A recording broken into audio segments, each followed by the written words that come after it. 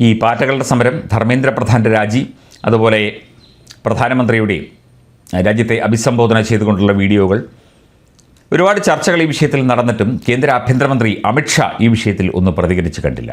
അമിത്ഷാ എവിടെ എന്ന് ചോദിക്കുകയാണ് കോൺഗ്രസ് നേതാവ്, പ്രതിപക്ഷ നേതാവ് രാഹുൽ ഗാന്ധി. തീർച്ചയായിട്ടും നമ്മളും ആ ചോദ്യം ചോദിക്കണം. പക്ഷേ അമിത്ഷാ എവിടെ എന്നുള്ള ചോദ്യത്തിന് പ്രസക്തിയില്ല.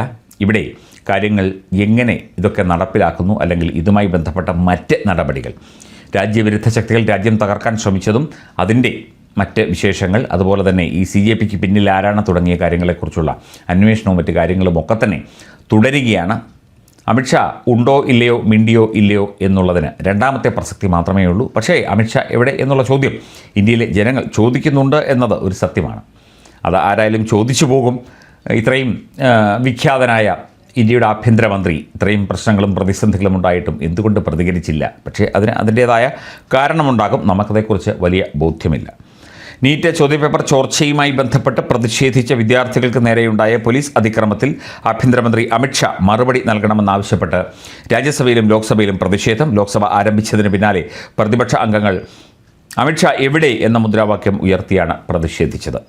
സഭാ നടപടികളുമായി സഹകരിക്കുമോ എന്ന് സ്പീക്കർ ചോദിച്ചപ്പോൾ അമിത്ഷായോട് സഭയിലെത്താൻ ആവശ്യപ്പെടണം എന്നായിരുന്നു പ്രതിപക്ഷ അംഗങ്ങളുടെ മറുപടി. അമിത്ഷാ സഭയിൽ എത്തിയിരുന്നില്ല. എന്നാൽ സഭയുടെ അജണ്ട തീരുമാനിക്കുന്നത് ചെയറാണെന്ന് സ്പീക്കർ വ്യക്തമാക്കി. ബഹളം ശക്തമായതോടെ ലോക്സഭ നിർത്തിവെക്കുകയും ചെയ്തു. രാജ്യസഭയിലും സമാനമായ രംഗങ്ങൾ അരങ്ങേറി. അമിത്ഷാ പ്രസ്താവന നടത്തണമെന്നാവശ്യപ്പെട്ട പ്രതിപക്ഷം പ്രതിഷേധം ശക്തമാക്കി. ബഹളങ്ങൾക്കിടയിൽ നടപടികളുമായി മുന്നോട്ട് പോയ ചെയർമാനെതിരെ മുദ്രാവാക്യം മുഴക്കിയ പ്രതിപക്ഷം സഭയിൽ നിന്ന് ഇറങ്ങിപ്പോവുകയും ചെയ്തു. വിഷയങ്ങളില്ലാത്ത പ്രതിപക്ഷം വെറുതെ ബഹളം വെച്ച് സമ്മേളനം ഉഴപ്പാൻ ശ്രമിക്കുകയാണെന്നും ഏത് വിഷയത്തിലും ചർച്ചയ്ക്ക് സർക്കാർ തയ്യാറാണെന്നും JP നദ്ദ വ്യക്തമാക്കി. ഉത്തരവിട്ടത് അമിത്ഷായാണെന്ന് ആരോപിച്ച രാഹുൽ ഗാന്ധി ക്രൂരമർദ്ദനത്തിൻ്റെ കൂടുതൽ ദൃശ്യങ്ങൾ പുറത്തുവിട്ടു. യൂണിഫോമിൽ അല്ലാതെ ആളുകൾ വിദ്യാർത്ഥികളെ തല്ലിച്ചതയ്ക്കുന്നതും നിലത്തേക്ക് വലിച്ചിഴയ്ക്കുന്നതുമായ ദൃശ്യങ്ങളാണ് പുറത്തുവന്നത്. വിദ്യാർത്ഥികൾക്ക് നേരെ നടന്ന അതിക്രമങ്ങളിൽ സുപ്രീം കോടതിയുടെ മേൽനോട്ടത്തിൽ സ്വതന്ത്രവും ഉയർന്ന തലത്തിലുള്ള അന്വേഷണം വേണം എന്നും രാഹുൽ ഗാന്ധി ആവശ്യപ്പെട്ടു. സർക്കാർ നൽകിയ വിശദീകരണത്തിൽ പ്രതിഷേധക്കാരെ പിരിച്ചുവിടാൻ കണ്ണീർവാതകം പ്രയോഗിച്ചു എന്നാണ് പറയുന്നത്. എന്നാൽ പുറത്തുവന്ന ദൃശ്യങ്ങൾ ഈ വിശദീകരണത്തെ ചോദ്യം ചെയ്യുന്നതാണ് തുടങ്ങിയ കാര്യങ്ങളാണ് രാഹുൽ ഗാന്ധി അടക്കമുള്ള പ്രതിപക്ഷം ആരോപിക്കുന്നത്. തീർച്ചയായിട്ടും അത്തരത്തിലുള്ള ഇടപെടൽ ഉണ്ടായിട്ടുണ്ടാകും, പോലീസ് ഇടപെടൽ ഉണ്ടായിട്ടുണ്ടാകും. ഒരു പ്രക്ഷോഭം നടക്കുമ്പോൾ അവിടെ കണ്ണീർവാതകവും അതുപോലെ തന്നെ റബ്ബർ പെല്ലറ്റുകളും ബുള്ളറ്റുകളും അതുപോലെ ചെറിയ തോതിലുള്ള ബലപ്രയോഗവും ആകാശത്തേക്ക് വെടിവെക്കലും ഒക്കെ തന്നെ സാധാരണമാണ്. അമിത്ഷാ എവിടെ എന്നുള്ള ചോദ്യം രാഹുൽ ഗാന്ധിയോടൊപ്പം നമ്മളും ചോദിക്കുന്നു. തീർച്ചയായിട്ടും ഈ വിഷയത്തിൽ അമിത്ഷാ പ്രതികരിക്കേണ്ടതാണ്. കേന്ദ്ര ആഭ്യന്തരമന്ത്രിയാണ്, ഇന്ത്യയുടെ ആഭ്യന്തരമന്ത്രിയാണ്.